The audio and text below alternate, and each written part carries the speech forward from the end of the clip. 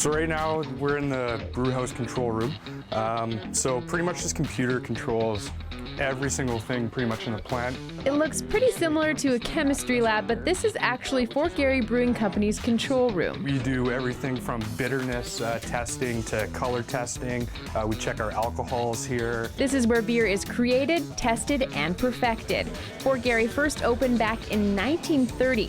It's the oldest microbrewery in Manitoba. Carrying on tradition is just as important as innovation. What we like to do is we always like to stay, on the cutting edge, coming up with new brews, keeping everyone interested. So for us, a craft brewery is definitely the family, the want, the desire to make new beers. All sorts of beers are created here, but it's all built on the same brewing pillars.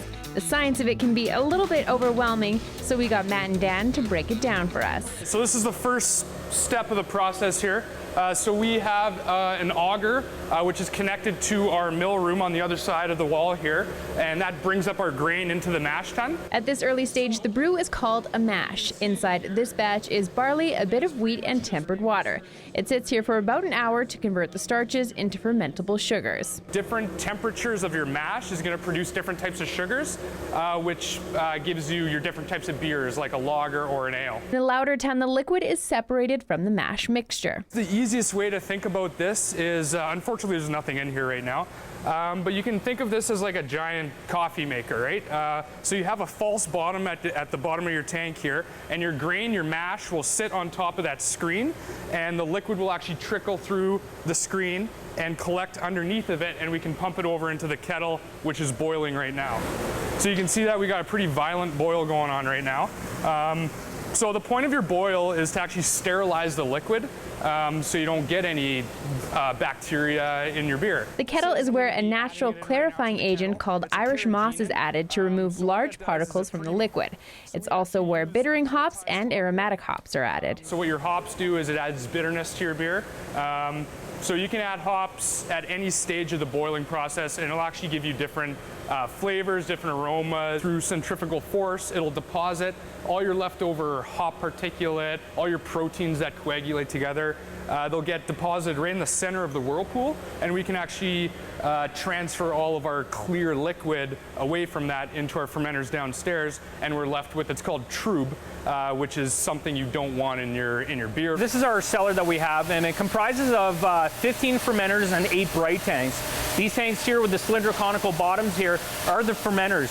So the brews that Dan's making upstairs will get sent out into these tanks here, and it's not beer what he's producing, it's wort. It's a sugary substance.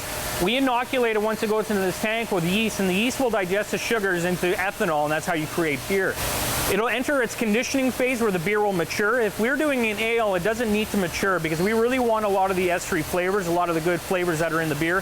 So we limit the amount of time that it conditions to round out and create a nice fruity beer.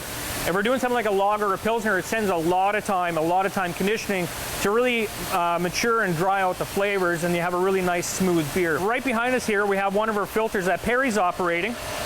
This guy here is called a diatomaceous earth filter. This guy here is capable of filtering out over 3,000 liters of beer an hour. The filtration process is always closely monitored to ensure a clean and high-quality product. So you can actually see stacks of different varieties of different beers. That's because they're all from the industry standard bottle.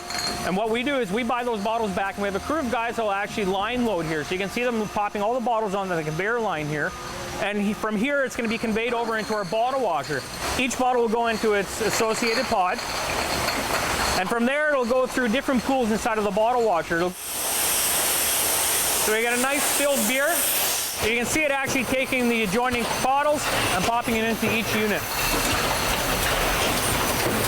They come around here through the discharge, and the top of it is now sealed. For a microbrewery, Fort Garry puts out a lot of beer. But Matt says it always has and continues to be about quality over quantity. To me, a craft brewery is the family that we have here, and the want and the desire to create these new beers, to make the best beer possible. For Go Winnipeg, I'm Jessica Cable.